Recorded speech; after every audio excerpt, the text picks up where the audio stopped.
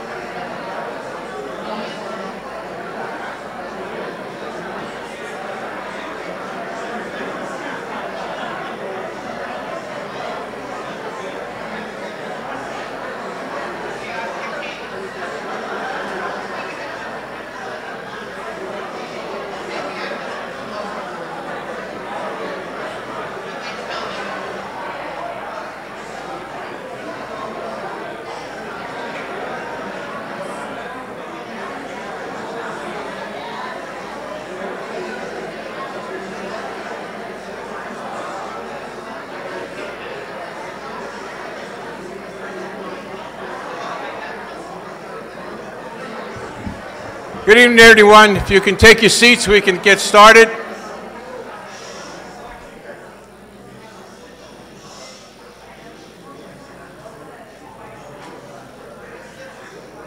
Tonight we have the HOA has asked Dr.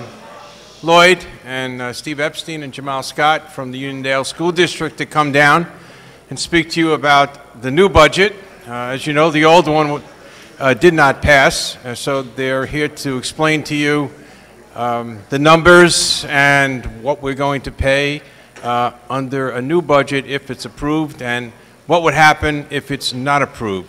So with that, I'm going to have Dr. Lloyd come up and explain the budget for you as soon as he finishes. He's giving out some folders and some flyers so that you can check the numbers as he speaks.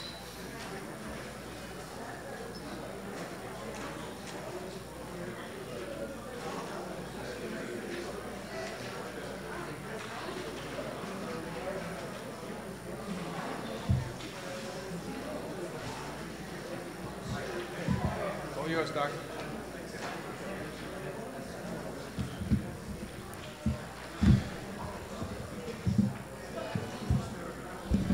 All right, good evening, everyone.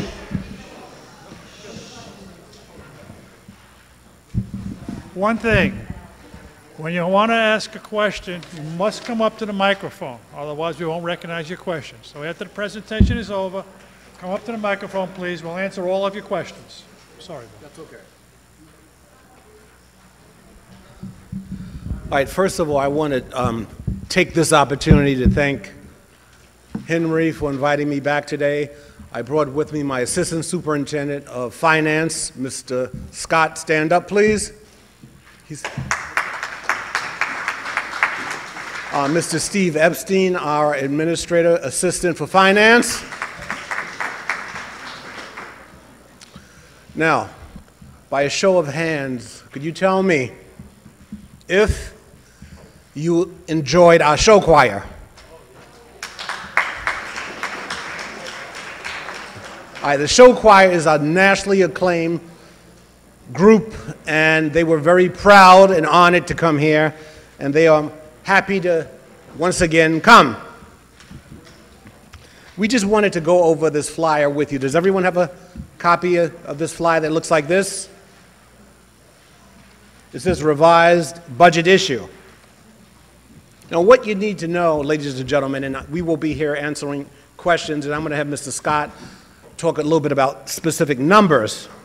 However, the proposed 2018-19 budget will result in lower tax levy if this budget is not approved. So let me talk to you a little bit about that. We are presenting a tax levy of minus 0.07%. And I'm going to say that again.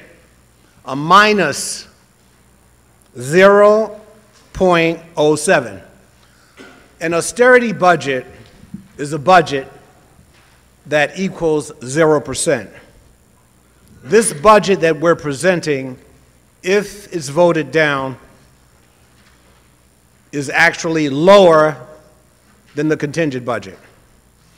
We are also lowering the total amount of the entire budget from $197 million to $196 million, specifically $196,055,000.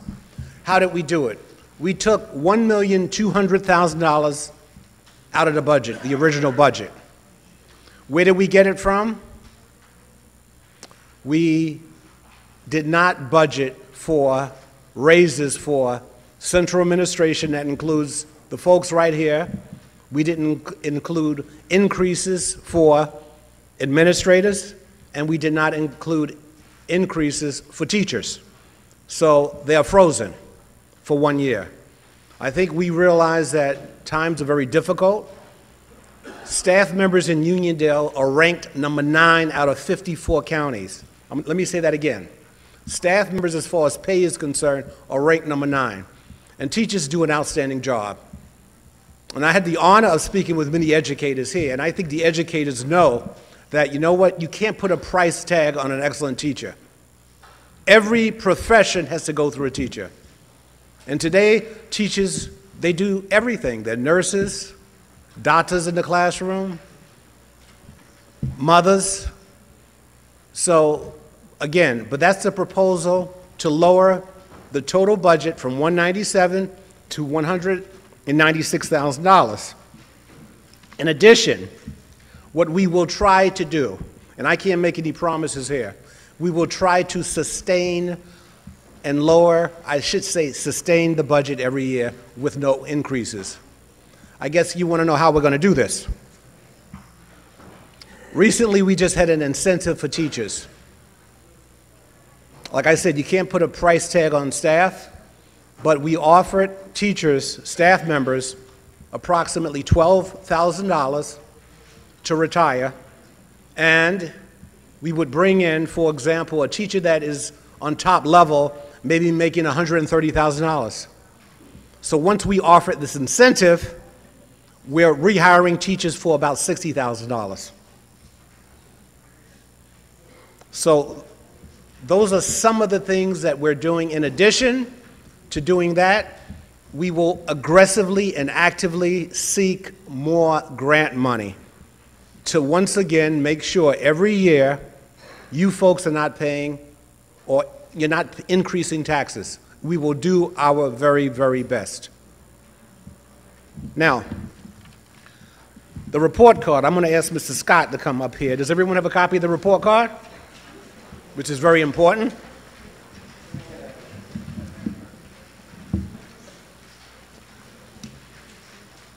And by the way, the vote is June 19th. It'll be at Walnut Street School for everyone that lives here. You know, I had the honor of talking to a lot of educators here. Many of you are from Brooklyn and Queens and New York. How many of you are former teachers here? Raise your hand. I'm telling you, great educators originate from Brooklyn. I started in Brooklyn myself. If you can do it in Brooklyn, you can do it anywhere.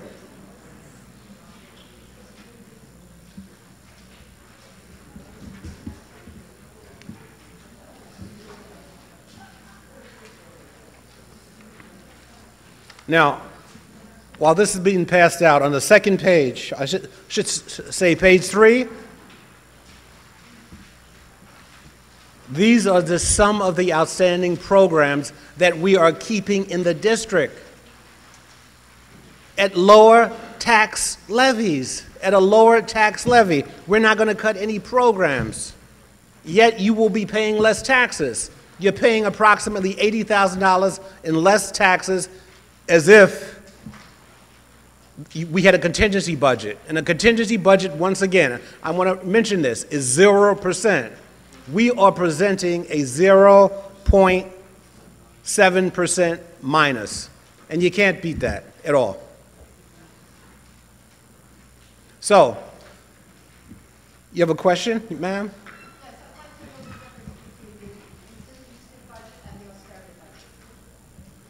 A contingency budget and austerity budget is the same thing. Well, the budget you're presenting that is a lower tax rate than the Okay, the budget that we are presenting, ma'am, I think is $196 million. All right, Jamal, why don't you let someone else pass those out and we can come up and talk about the report card. Then we're going to answer questions, okay? Steve, can you just finish passing it out, please? Okay. Let's just go with the card.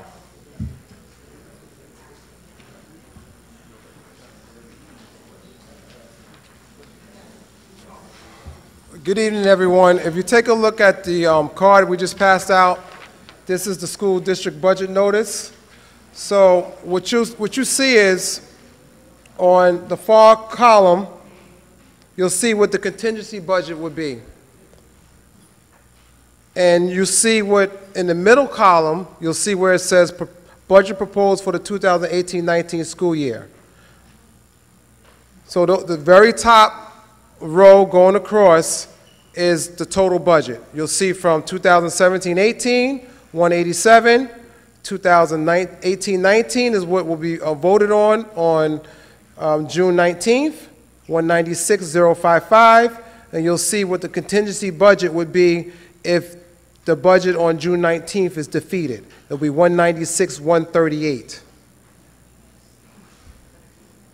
Another thing which you want to take a look at is, look at A. Row A, you'll see where it says proposed levy to support the total budgeted amount. For the current school year, 2017-18, is $121,096,000.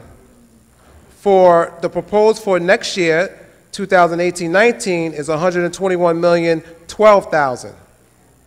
And that's what represents your taxes. So, if your assessed value of your home, which is not controlled by the school district, is controlled by Nassau County, your assessed value and the base proportion, meaning the Class 1, Class 2, Class 3, and Class 4, the way the taxes are broken up in the property values, the percentages, if all of that remains the same, then your taxes will be lower than it is this year. For next year, your school taxes. Your school taxes only will be lower.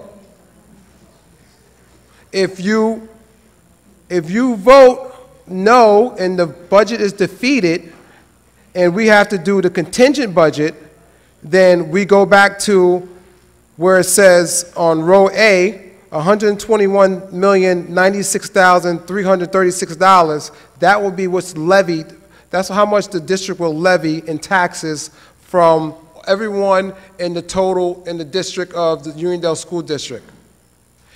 And just to give you some numbers, right now the base proportion is approximately 59% commercial and 41% residential. So of that 121 million, 41% of that number is being paid by residents, homeowners, condo owners.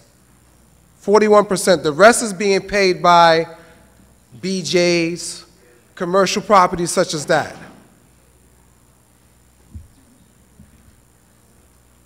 Any questions, concerns?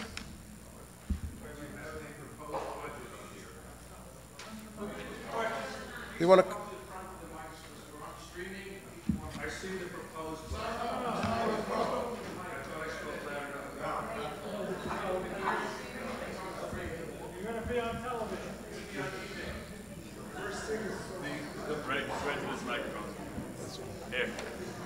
Thank you, Matt.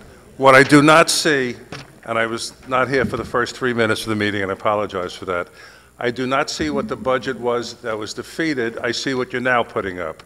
Is there a change between what you're proposing and what was defeated in the last vote? Yes. And what is that change? It's $1,200,000. The defeated budget was $197 million approximately, and we're lowering that to $196,055,000, and we mentioned how we lowered it and where we're taking it from. Okay, that's a half of 1% approximately of the entire budget. Now, you also said you have presented a proposal to the teachers for an early retirement. Have they turned in their responses yet? Yes, they have. And how many do you have? We have 20 staff members 20 staff members. who accepted this. Times 60,000 each? Savings that would you quoted before? That's included in here. We projected. We have a history of having incentive for staff, and we looked at the history prior to putting that number in. Every year over the past 6 or 7 years, there's been an average of 15 to 20 staff members who would retire. And this particular year, it was 20. With or without the proposal? This is included in this budget. No, with or without the incentive. This is with the incentive. So you really don't have much more than you normally have retire anyway. Well, we had a few more, And your budget from the initial budget to the proposed budget is down approximately $1 million. Yes. Round numbers. You have 20 staff members retiring at a savings of approximately $60,000 each. That alone is a savings of more than $1 million. So I really do not see any reductions in expenditures between the initial budget and the proposed budget today. I think logically speaking, the way you said it, you're right.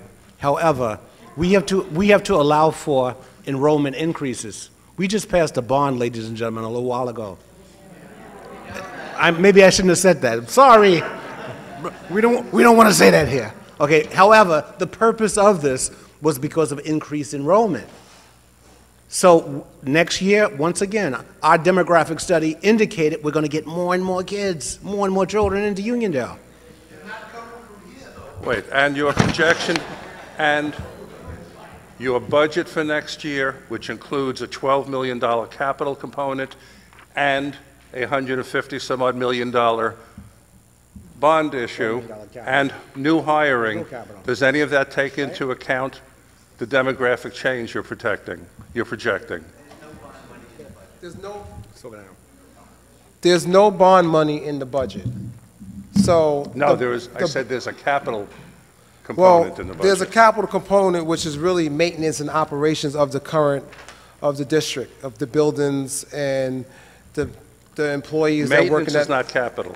Well, the way the state breaks it out, you have capital, administration, and you have program. That's the way the state breaks it out. And some of those areas, because it's a thin line between capital and maintenance and operations of the building, it all falls under a capital category, but it's not capital as in what you're saying. Are you saying the $12 million in here covers all your maintenance, all the maintenance workers and the supplies, et cetera, et cetera? Absolutely. In the repairs of boilers and sidewalks and ADA requirements, several areas, absolutely. Okay, but I differ in terms of that all being considered capital expenditures. But let me get back to the initial question. You have demographic projections for next year. Correct. Are they built into your budget? Yes. So they're already built in. So when you're talking about, you're already hiring for next year's staff. Yes, this is for everything, for operational purposes of the district. In order for the district to operate in the best needs for the community and for the students, then this is built in. From what I understand, that differs slightly from your other response to my question. You're talking about increases, further increases, further demographic growth, but they're already built into your budget. So what I see here is a budget that is not at all responsive to the voters of the Uniondale School District. You saved $1 million by having people retire early. You're spending an extra $1 million. There's no reduction to the budget. To present it to the community, there is no adherence to the wishes of the community. There's no reduction in the expenditures of the Uniondale School District other than the money you saved, which you're then spending. So it's like double accounting. No, I have to respectfully disagree with you. Because what is really concerning, in addition to the budget increase, is really the tax levy.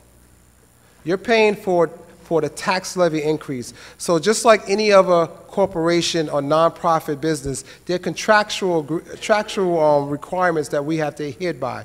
There's just like any other corporation where you have salaries that you have to have increases from contractual reasons. We have to increase salaries. If you ever look at our line-to-line budget, which is on our website, and we'll post it again, you'll see that most of the line increases due to salary increases. It's mainly contractual. Or certain things like if we need to repair, if we need a new truck to plow, or if we need to repair our fields, or if we need to replace tiles and asbestos and things of that nature. So like asbestos tiles that we have to replace is part of what they consider under capital. So there's a lot of things that has to be done, and that's one of the main reasons why we're going for the bond, so we can upgrade our facilities and do the expansion for the increase of student population.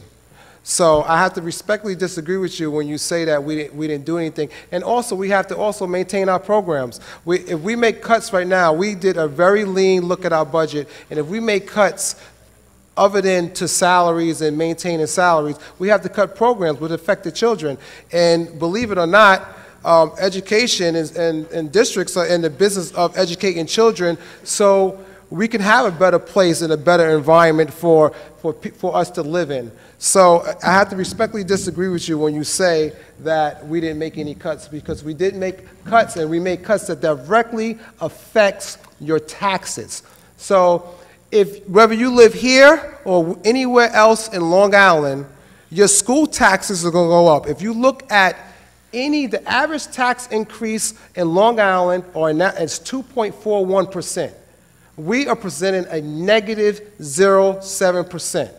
Okay, let me disagree with you, with all respect. First of all, we do not vote on a tax rate. We vote on the budget, which is then funded by taxes. It's the budget that we're addressing. We're not addressing taxes. You neglect mention the $5 or $6 million that came from the state to offset increases. We do not vote on a tax rate. We do not vote on our total taxes. We're voting on how much money you spend. In terms of expenditures, there is no cut. There is no cut. So you could agree, disagree. There's a big difference, okay? And when you talk about the tax increase is greater than you project because there's money coming from the state this year. Once the programs are in place, once the salaries are paid or projected, once the contracts are signed, that's in stone. The money coming from the state is up in the air every year. Absolutely. It's always up in the air. So in terms of the budget has not been decreased. The amount of money spent has not been decreased. And I've been involved with budgets in the past. If we had a budget go down, we made cuts. Those cuts were not made in this budget. We are ranked out of 54 counties, the lowest in Nassau County regarding tax levy increases. That's number one. Number two, there's something that's called a fund balance. What is the fund balance? Just because we have a budget, ladies and gentlemen, it's kind of like at home. If you have a home and you have a budget, sometimes, and many of you moved from homes to this beautiful complex, it's a little bit different with a condo. A house is parallel to a school. For example, I appreciate those educators who visited the schools. Some of these schools are like 90 years old. God forbid anything can happen, like a roof can blow off any second. You have to have some kind of contingency budget money so when the roof blows off. Every year for the past 10 years, literally, in the fund balance, we have saved $4 million. Just because we have a budget doesn't mean we're going, you said 6 million? 6 million. I'm sorry, thank you, 6 million. So every year we save that. And what do we do with the 6 million? We carry it over for next year to lower your taxes. So every penny, ladies and gentlemen, is accounted for. Uniondale is the third largest school district in Nassau County. Second? What do you, second? Okay, but I'm talking about as far as enrollment is concerned. Someone else had a question? Wait, come up, please. Can you explain this budget sheet that you gave? First of all, the proposed budget has an increase of $8.8 million. And it says percent increase in proposed budget, 4.7%. And I seem to recall there was a table in Newsday that had the percentage increases by school district, and Uniondale was one of the highest increases. What is offsetting the $8.8 million increase, and how does the 4.7% increase become a reduction in our taxes? One of the things we did, don't sit down, Jamal. One of the things we did, I'm going to say this again, we reduced taxes by $1.2 million. right off the top, based on freezes for next year. Where do we get the money from? We got it from, again, salaries. We don't want to touch programs, ladies and gentlemen. We don't want to touch anything that impacts children. Every year we do an evaluation on all the programs that we have, and any program that is not satisfactory, we eliminate. Every penny in this particular budget is accounted for.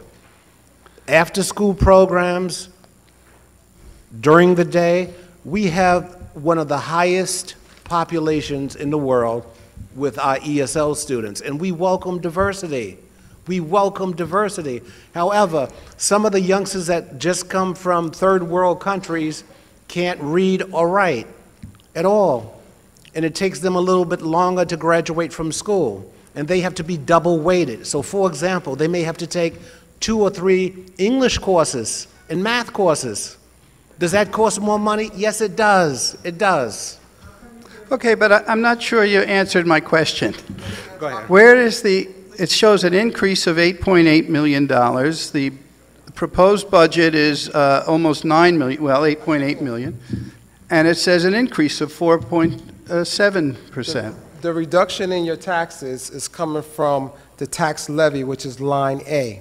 You don't pay taxes on the increase in the budget. You pay taxes on the increase in the tax levy. And so, if you see on row A, where it says proposed levies to support the total budgeted amount for this current school year, for 2017-18, the levy amount is $121,096,336. That's how much we levy for taxes. That's the taxes coming in.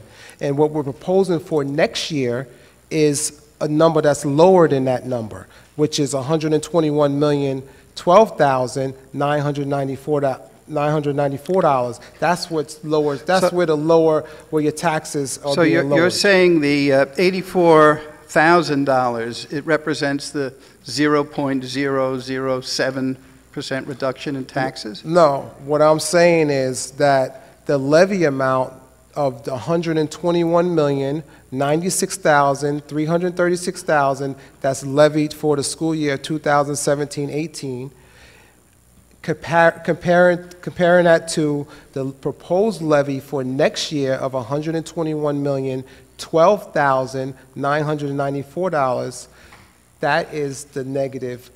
Well, to my mind, that's $84,000. Yeah, and that's equivalent to 0.07%. That's not even 0.07%.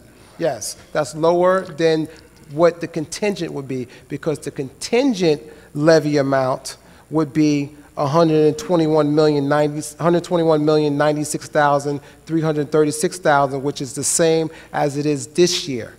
If we're forced to go to a contingent budget, okay, which is 80-something thousand more than what we're proposing for next year in the revote. Absolutely right. So in reality, though, the proposed budget is 4.72% higher than it was the year before. Yes, the overall budget.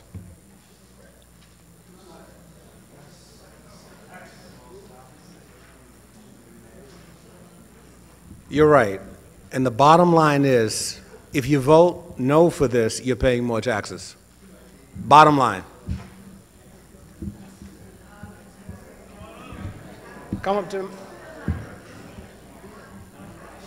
ma'am.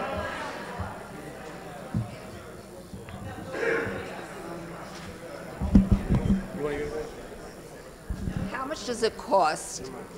How much does it cost to do the budget all over again? What are we spending? We have to vote again. What is this costing us to vote again? I'm sorry. How much is the contingent budget? Is that what your question is? Yeah. A contingent, her question was, how much is a contingent budget? $196,138,580. Right in the top line to your right, the first line, $196,138,000 compared to, if the budget passes, it's $196,55, which is approximately $80,000 less.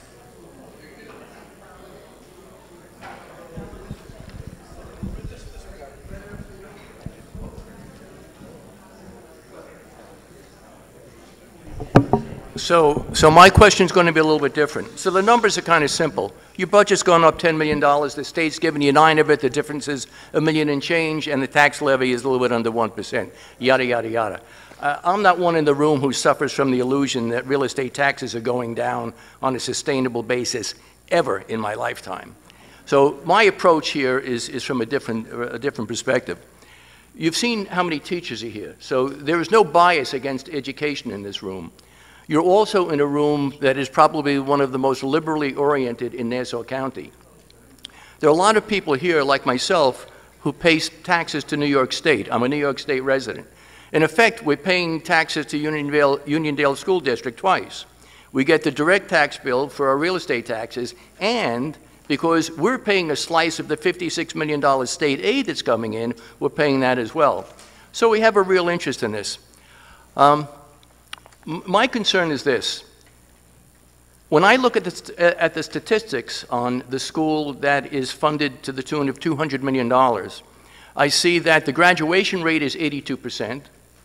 The truth is, while your number may be absolutely correct, that number gets rigged throughout the state of New York. In fact, there's a school district adjacent to ours that's under investigation now for rigging their graduation rate, and they have a 92% rate. The number that caught my eye was the preparation for four-year college. Now, I know a lot of students in the school district aren't really destined for four-year colleges. That isn't the question. They're being taught and prepared for a certain education that hopefully opens the door for them to do that if they so chose. According to U.S. News and World Report, which released their statistics a couple of months ago, the rating for the Uniondale School District is one of the worst I've ever seen. It's 13.4. It's absolutely deplorable. We're investing in these children's futures. If we were investing in equities that had a return on investment like that, you'd be out the door and we'd be dumping that portfolio. So my question is this. I know that the state and the politicians and the unions really look after teachers, and teachers need someone to look after them. I'm interested in knowing who's looking after the kids.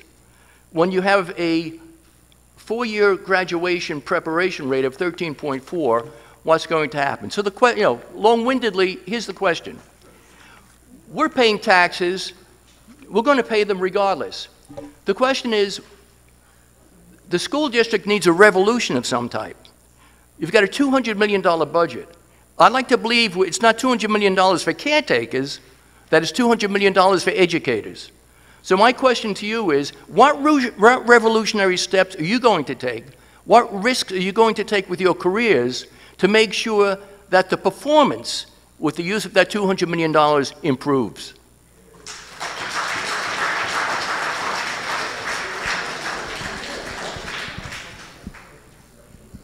I think that's a very good question, and to answer you,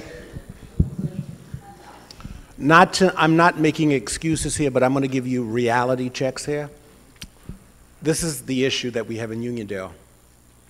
We have a lot of youngsters coming from third world countries. We have a lot of youngsters coming from third world countries who are 4 to 5 years below in reading and in math. They come to live in Uniondale. Now, why do they come to live in Uniondale? One specific reason. In Uniondale, many of the one-family homes are illegally rented, and you have 5 or 6 families coming out of one home. You have 3 or 4 family members living in one room. Now, what can the district do? School systems with immigration rights can't do anything. And you may not like the answer that I just gave. However, homeowners can report this as a coding violation. Not to make excuses. That is the reason why the student performance is where it is right now. What are we doing differently in Uniondale? We have, I'm going to say this again, double and triple rated classrooms where youngsters would take 2 or 3 periods of ESL versus 1, 2 or 3 periods of reading to get their grades up to par. We have a SIFE program, and again, that's where kids are coming in reading 4 or 5 years. So we have an accelerated program just to get them up to par. Now, you speak about revolutionary things that you can do. Someone or an educator, anybody, tell us what else can we do to educate youngsters that come to the district. Parents are illiterate, the children are illiterate, they're reading 5 or 6 years below in reading and writing. We're doing everything. We have Saturday programs. The kids come in 7 o'clock in the morning, they leave at 8 o'clock at night. We also have an adult education program to train their parents in the evening. So we're doing a lot. Could we be doing more? Absolutely, yes, we could. You know, many of you here are engineers and work in business, okay? You want to get creative at what you do, and I understand that. But you know what? There's a cost involved with all this stuff. You can't have these programs for free. You know, I was talking to someone in the back a little while ago, and I was saying it would be so great if, in fact, you folks can come to the school and volunteer. It would be wonderful. Because you know what? You could come in our elementary schools, Walnut Street if you like, and mentor our kids. I mean, you folks are well respected. You had professional careers. What better person and role model would the children have with you? And that would be helpful. Yes, it would be. Someone was saying, well, can you pay me? Well, you know what? If we pay you, that costs money too. So things like that. We're doing quite a bit. Can we do more? Absolutely, yes. We can do more. Yes, young lady, come up, please.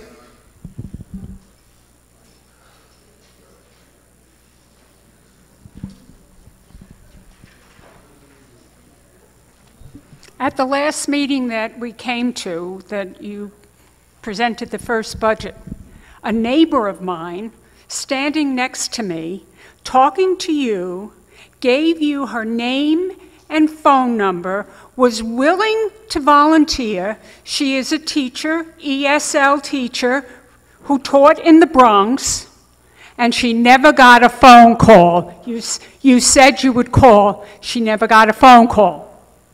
So what good is volunteering? Could you write this phone number down, please? Everyone, 516-560-8822. That's personnel. Anyone who wants to volunteer in our district, again, 560-8822. And you're right, ma'am, I may not have, because when this budget fell, it seems like everything was focused on getting this together, and that was my fault. Yes, I agree. However, the phone number, one more time, is 516-560-8822. We welcome volunteers, please. And they could start in September. We also have a summer school program where you can volunteer. 560-8822. Yes, sir. Come up, please.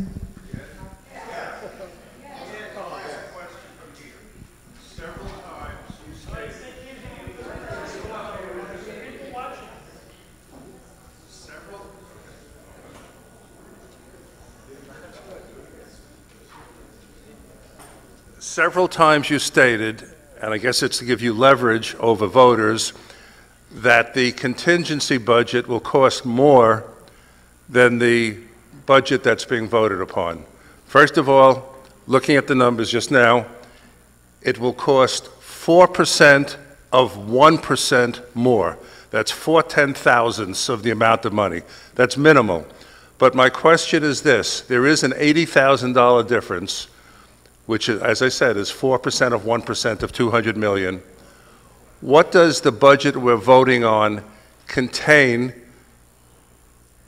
versus what would be lost between the budget we're voting on and the contingency budget? Where is that $80,000 being spent? If we have a contingent budget, we would have to make cuts on certain programs, transportation,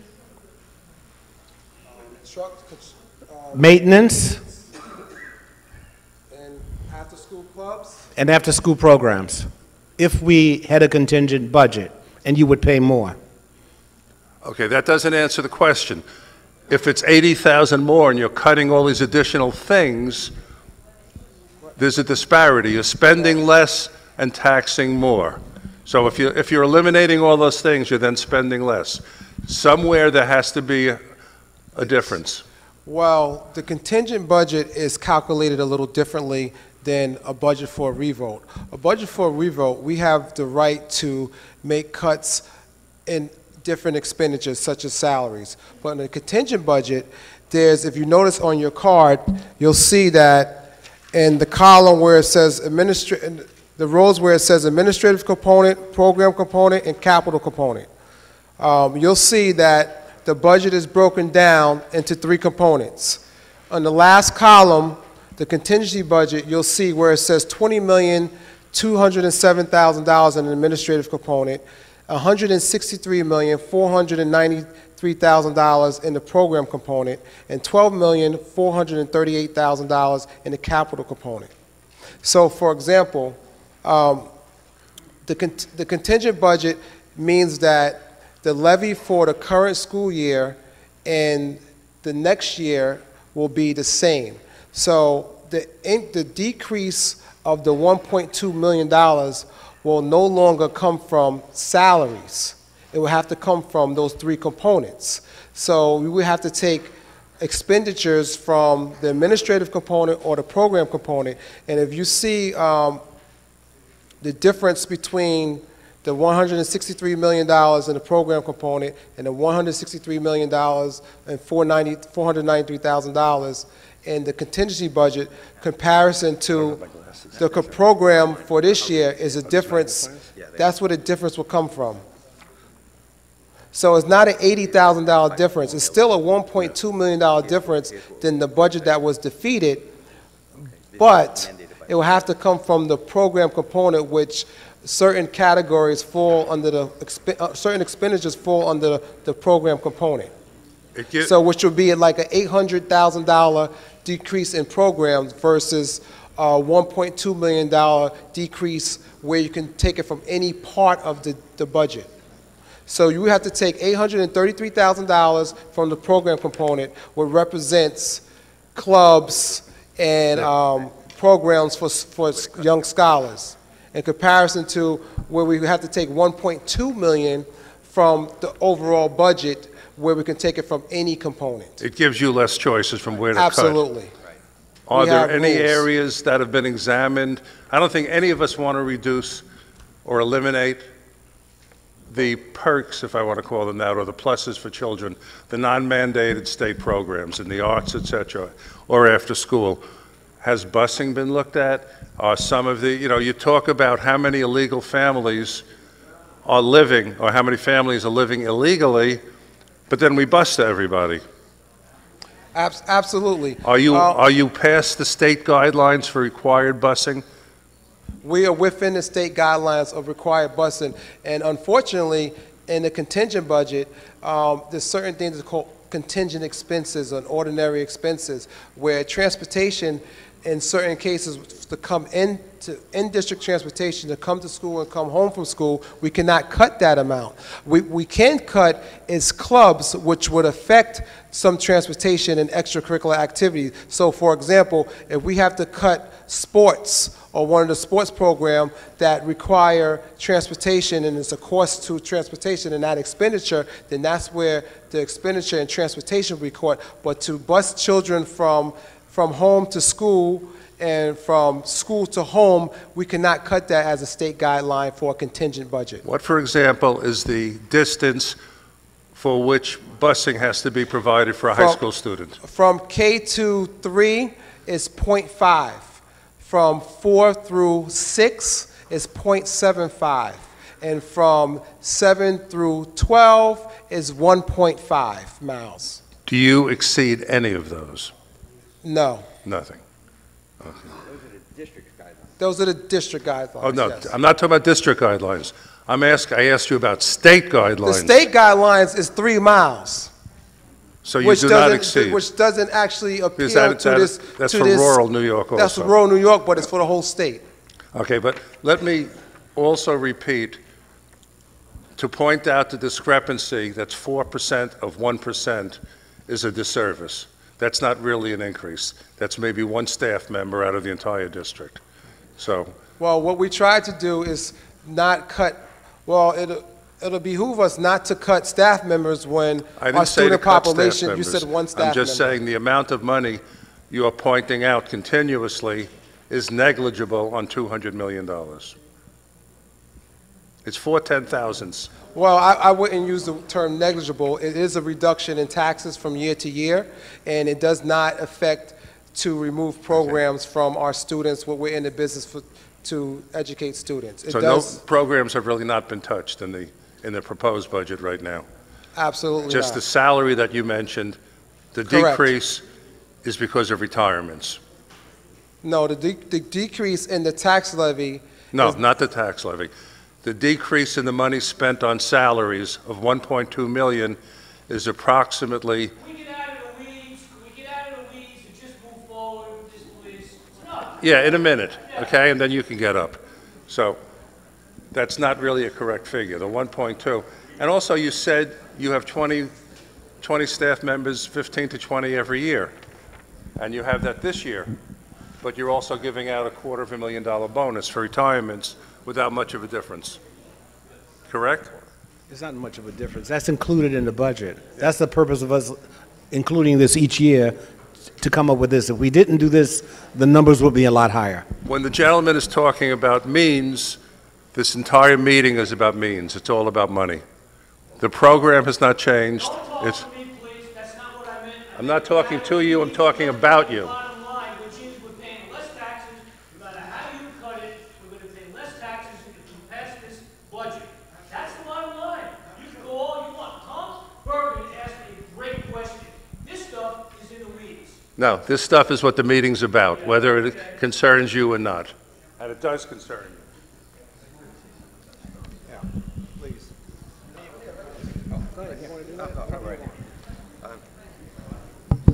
Everybody in the room receiving STAR, everybody know what STAR is? Right? It's basically a tax rebate. Okay. So your STAR allowance, or that tax rebate that you're going to receive this year, is up 2%. So you're getting 2% more in your STAR, and that number is $1,017. All right? If you qualify for enhanced STAR, that's also up. And that number is going to be $2,088, which will help offset this tax burden. Okay? How many veterans in the audience? Veterans?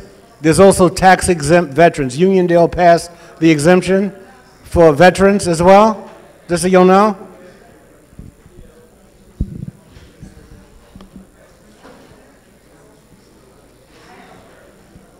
Please come to the microphone if you have a question.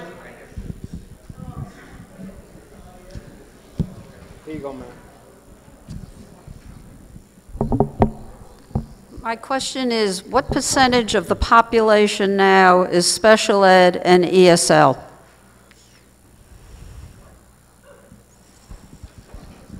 I'm going to give you approximate figures. Approximate. There's about a 10% special ed population and about a 30% ESL population. That Approximate. sounds rather low from what you had just described.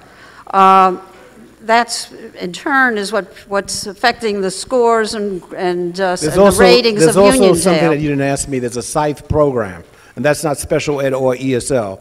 That's when children come from other countries 5-6 years below average. Nothing to do with special education. Okay, but you have a special education population too that you have to devote money to, correct? Yes. Okay, so my concern is that maybe more of that budget should be towards the ESL, the special ed, so they can graduate, and maybe really reviewing some of the outside programs that you have and seeing how many students are really participating in these programs, what these programs are costing. For example, if you have electives and you have 10 students in that elective, maybe that elective should not be held. If you have an AP class with, I don't know, takes 10 kids in it, but you could give that same AP class by linking it with Nassau Community or Hofstra, you could also save money. The other thing is also class size. I don't know what you're doing, but if you're running a program, if you're running you have, say, 4 students extra, 5, 6 students extra in a class, so you've gone beyond your class size. Rather than hiring a new teacher, in a high school, you could do a 6 period. So I think there are other things that can be done to lower the cost and still maintain the quality of education. You have do more with less. I think you can do that much more than what you're doing even. Ma'am, I appreciate your question, and I will tell you literally everything that you just suggested we're doing. For example, it's called Equalizing Classes. So what we do the first week of school, for example, we'll look at AP classes. And those students who had 10 children, we'll collapse them and combine them with another class. We also have class guidelines. Grades 1 through 3, not to exceed 24. Grades 5, 6, 7, and 8, not to exceed 27. High school classes, not to exceed 30. So I respect everything you just said, and those are all great educational things to do. And not to be facetious at all or be disrespectful, we're doing every one of them. And those are all wonderful things that we should be doing, and we're doing. Next question? Yes, sir. Come. Oh, yes, ma'am. There's been a lot in Newsday about reserves and how districts are holding a lot of money in their reserves rather than transferring them over. One, when was the last time that Uniondale was audited? And two, how much is in our reserves that you were saying 6 million and you hold it over and you hold it over, I think you mentioned before. What's the total amount now in the reserve budget? We'll have Mr. Scott speak about that, but we were audited, I think, about 2 years ago? By the state. By the state. Okay. By the state 2 years ago. Let's talk a little bit about the reserves budget, please.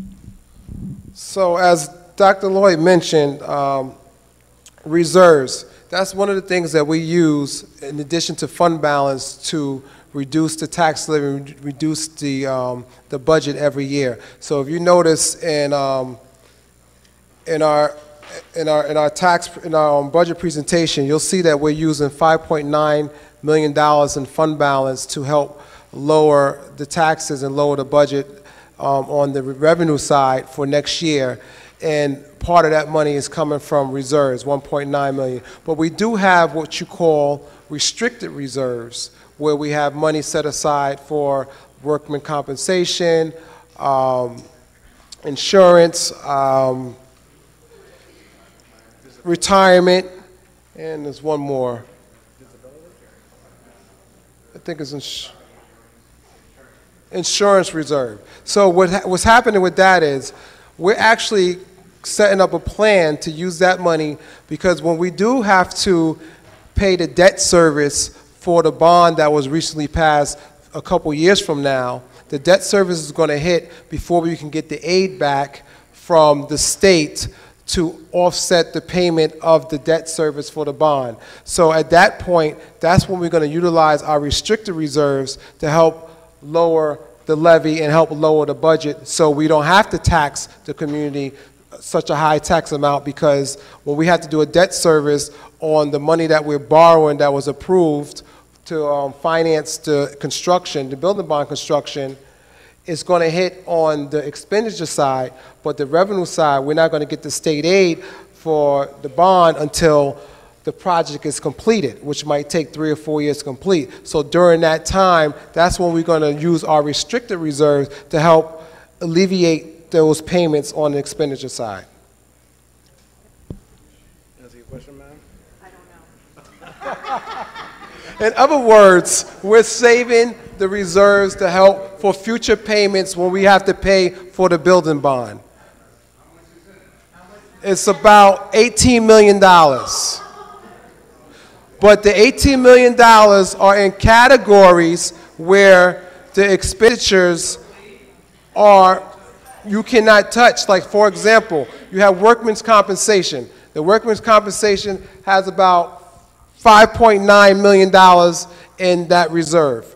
The workman compensation expenditure for next year is $1.15 million. So technically, we can take $1.15 million out of that reserve to pay for that expenditure for next year, and then what happens with that, then it'll free up the general fund money that is being used for that money to do something else. So for example, when the debt service hits the district to pay for the bond for the construction, where we might have to pay a $3 million payment on a loan to build the building, and we can't get the 60% that the state's going to give us back because it's still going during construction phase, we'll take the $1.15 million from the workman's comp, and that'll offset that $3 million payment, and then we'll take $50,000 from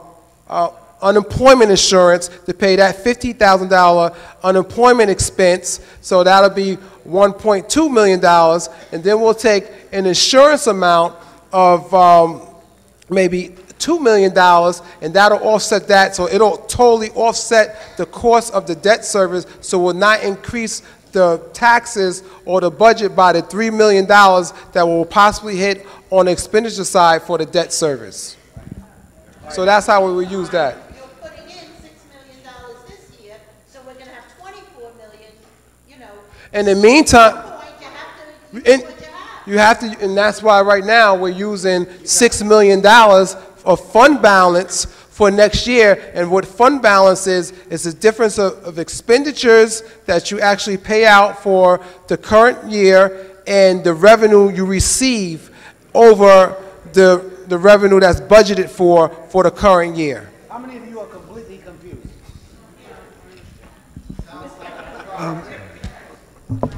Yeah, I'll just be a minute because I just want to clarify. Yeah, Dr. Lloyd, Jamal.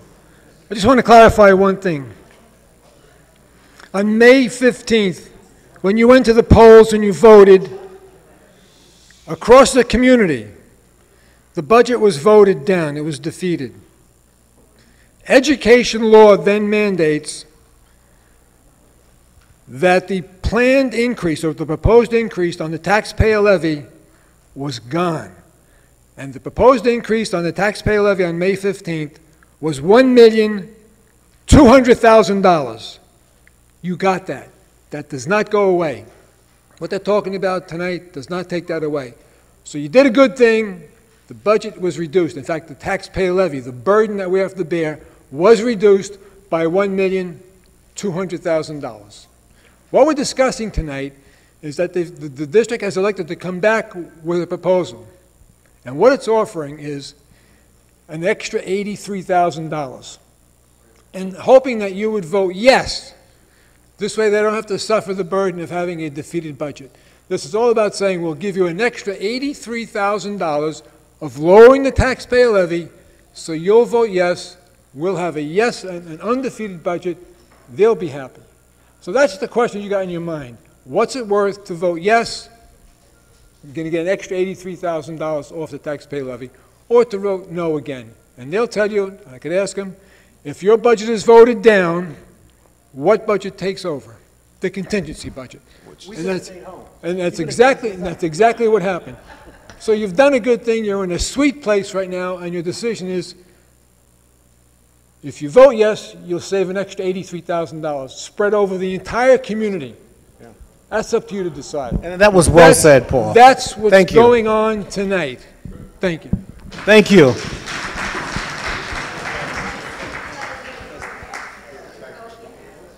Good evening. Thank you for coming. I'd like to know, what does Uniondale spend in sports? And what sports do you have? Sir, that's a good question also. We have a page right over here on page 3, and it literally lists all the sports that we have here. Badminton, soccer, tennis, basketball, bowling, swimming, baseball, lacrosse, both genders. We literally have every sport. Football. Football, yes, sir. Yes. And how much do you spend on all these sports?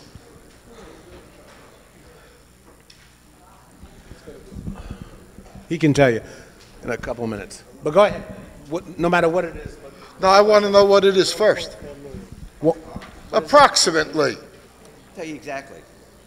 $1,455,100. All right, $1.4 million. $1.4 million. Well, I went to a high school in the Bronx, a pretty good high school called Taft High School. We didn't have any football team. We didn't have a baseball team. We didn't have a badminton team or a soccer team. Maybe you could save some money that way. The